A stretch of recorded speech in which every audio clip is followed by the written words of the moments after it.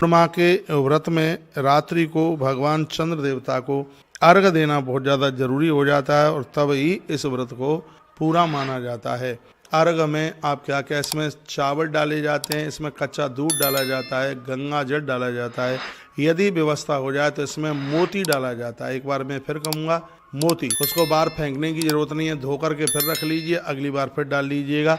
अर्घ में मोती, चांदी का मोती बनवाइए और उसको अर्घ में लोटे में डालिए। यदि आपके घर में चांदी का पात्र है, चांदी का लोटा है, तो उसमें ये सामग्री डाल करके आप भगवान को अर्घ दें। मोती भी उसमें डालें, फिर उसको आप फिर धो करके उसको रख लें, फिर अगली पूर्णमासी को फिर अर्घ आप दें, तब भी उसको डाल लीजिएगा। ये अर्घ देने की ये बड़ी अद्भुत ये प्रणाली है। रात्रि को चंद्र दर्शन जब होता है उस समय ये अर्घ दिया जाता है। मैं एक बात और निवेदन करूंगा, यदि आपको ना पता हो, पूर्णमासी का व्रत तब ही लगता है जब भगवान गणेश जी को अर्घ दिया जाता है, जब भगवान गणेश जी को वंदन किया जाता है, गणेश जी की पूजा की जाती है।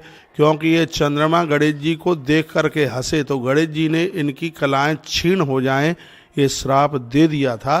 तब चंद्रमा ने भी कहा था कि जो मेरा पुजारी है वो भगवान गणेश का दर्शन जरूर करे, तब उसको मुझे अर्घ देने का पूरा फल प्राप्त होगा। ये जो ग्रंथों में बातें छिपी हुई हैं, उन्हीं को कुरेद कुरेद करके ला करके ये सब हम आपके बीच में रख रहे हैं। तो भगवान गणेश जी को भी आप वंदन प्रणाम करते हुए फिर आप चंद्र भगवान को आप अर्घ दें।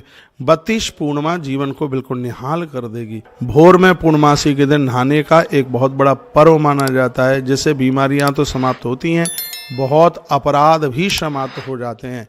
तो वह भी आप सुन लें कि व्रत की पूर्णिमा और उसकी ये महिमा है। इसमें दान पुण्य, सत्यनारायण भगवान की कथा की तो बड़ी अद्भुत ही बात है। तो ये महिमा, ये महात्म, ये बहुत ज़्यादा अपने आप में अद्भुत है। इसमें ब्राह्मणों को खीर खिलाने की बहुत बड़ी महिमा है। गौ माता का कच्चा दुग्ध ले करके और उसमें चावल डाल करके और खीर, ब्राह्मणों को मीठी खीर खिलाई जाती है, उसकी बहुत ज़्यादा महिमा है।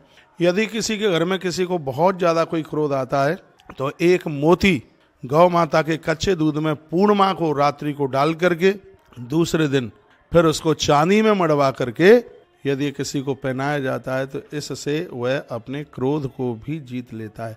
ये सब चीज़ें हैं। यदि ये चीज़ें ना होती, अब आप कहोगे कि अंगूठी की इतनी महिमा है। अरे क्यों महिमा नहीं है? प्रभु राम जी के पास में तो माता जानकी के ऐसी अंगूठी है कि उस अंगूठी को जो कोई पहन ले तो उसको कोई जीत नहीं सकता दुश्मन। अरे वो अजय हो जाता है। भाई अंगूठी की इतनी बड़ी महिमा है। पूजा में बताया जाता है कि आपके हाथ में अंगूठी है, मैं ये शौक के लिए नहीं, एक अंगूठी पहनता हूँ इसलिए तो पूजा पाठ में ये बहुत ज़्यादा शुभ है, बहुत ज़्यादा शुभ है। अरे इस अंगूठी के प्रभाव से हनुमान जी सागर पार कर गए, सागर पार हो गए। अंगूठी की भाई महिमा है, इन सब चीज़ों की महिमा होती है, इनको नकारा नहीं जा सकता।